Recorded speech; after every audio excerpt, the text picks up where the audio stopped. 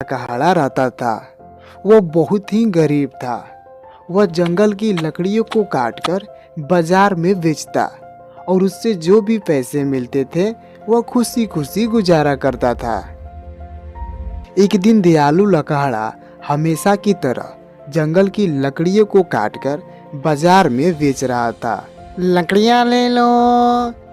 लेकिन उस दिन उसका पूरा दिन ऐसे ही बैठे बैठे बीत गया और उसका एक भी लकड़ी नहीं बिका। तो दयालु उस दिन बहुत ही ज़्यादा दुखी हो जाता है और अपने मन को संभालते हुए बोलता है, शायद आज बाजार में ग्राहक नहीं आए होंगे, इसीलिए मेरी लकड़ी नहीं बिकी। कोई बात नहीं, अगले दिन बिक जाएंगी। वह इतना कहते हुए अपने घर की ओर चला जाता है और अगले दिन फिर लकड़ियों को लेकर बाजार में बेचने लग जाता है। लकड़ियाँ ले लो, सूखी सूखी लकड़ियाँ ले लो। लेकिन उस दिन भी पूरा समय ऐसे ही बीत जाता है और एक भी लकड़ी नहीं बिक पाती है। तो उस दिन दयालु बहुत ही ज़्यादा दुखी हो जाता है और वह उदास होकर कुछ सोचने लग जाता है। तो तभी उसका दोस्त सामने से गुजरता है और उसे देखते हुए बोलता है, क्या दयालु, कैसे हो? सब बढ़िया है ना? और इतना मुंह लटका कर क्यों बैठे हो? और ये अभी भी तुम लकड़ियों का ही व्यापार कर रहे हो क्या? कौन पागल तुम्हारी लकड़ियों लेगा? आजकल के लोग अब गैस सिलेंडर से खाना बनाते हैं, तो तुम्हारी लकड़ियों को कौन लेगा?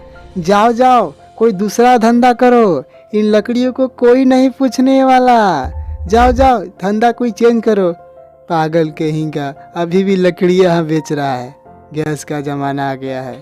दयालु अपनी दोस्त की बात सुनकर और भी ज़्यादा दुखी हो जाता है और दयालु मन ही मन रोने लग जाता है और रोते रोते पूरी रात हो जाती है और पूरी बाजार में सन्नाटा छा जाता है। और फिर भी दयालु रोना नहीं छोड़ता है और भी ज़्यादा जोर जोर से रोने लग जाता है। तभी उसके सामने से उससे भी तेज रोने की आवाज़ सुनाई देने लग जाती है। कोई मुझे यहाँ से निकालो, हेल्प! कोई मेरा आवाज़ सुन रहा है ना? हेल्प! रोने की आवाज़ सुनकर दयालु चुप हो जाता है और देखता है कि ये आवाज़ तो कुएं से आ रही होती है। तो दयालु उस कुएं के पास जाने लग जाता है। कुएं के पास पहुंचने के बाद जब दयालु कुएं के अंदर झांकता है तो वो देखकर सन्न रह जाता है, क्योंकि वो रोने की आवाज़ कोई मामूली इंसान की नहीं थी, बल्कि वो रोने की आवाज़ एक भूत की थी, जो जोर जोर से चिल्ला चिल्ला कर अपनी मदद के लिए रो रहा था। दयालु भैया, मुझे इस कुएं से निकाल दो, प्लीज निकाल दो ना। मुझे इस अंधेरे से बहुत ही डर लगता है। इस गंदे पानी से मेरा दम बहुत ही घुटता है। मैं रोज इस कुएं से चिल्लाता हूँ, लेकिन मेरा कोई मदद नहीं करने आता है। लेकिन तुम बहुत ही नेक दिल के लगते हो। दयालु, मुझे इस नर्क के कुएं से बाहर निकाल दो ना, प्लीज। मैं तुम्हारा कभी भी आसान नहीं बोलूँगा, निकाल दो ना।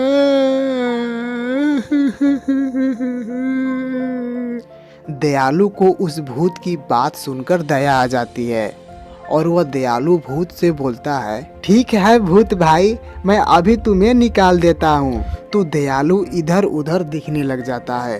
तभी उसका नज़र एक रस्सी के बंडल पर पड़ती है। तो दयालु उस रस्सी को उठाकर कुएं में फेंक देता है और बोलता है, भूत भाई, इस रस्सी को पकड़कर बाहर आ जाओ। तो भूत उस रस्सी के सहारे कुएं से बाहर निकल जाता है और कुएं से बाहर निकलने के बाद बहुत ही ज़्यादा खुश हो जाता है और दयालु के तरफ देखते हुए बोलता है, दयालु, तुम वाकई में दयालु हो, इसीलिए मैं खुश होकर तुम्हें जादुई पेंसिल दे रहा हूँ। ये कोई मामूली पेंसिल नहीं है। तुम इस पेंसिल से जो भी चित्र बनाओगे वो हकीकत में बदल जाएगी। इस पेंसिल से तुम अपने सभी ज़रूरतों को पूरा कर सकते हो। ये लो। दयालु उस पेंसिल को देखकर बहुत ही ज़्यादा खुश हो जाता है और दयालु भूत से बोलता है, धन्यवाद भूत भाई। दयालु का इतने बोलते ही भूत वहाँ से तुरंत ही गायब हो जाता है और भूत के तुरंत गायब होने के बाद दयालु उस जादुई पेंसिल को अपने घर लेके चला जाता है और वह जादुई पेंसिल से वो बहुत ही ज़्यादा धनवान बन जाता है और वह खुशी खुशी अपना जीवन व्यतीत करने लगता है।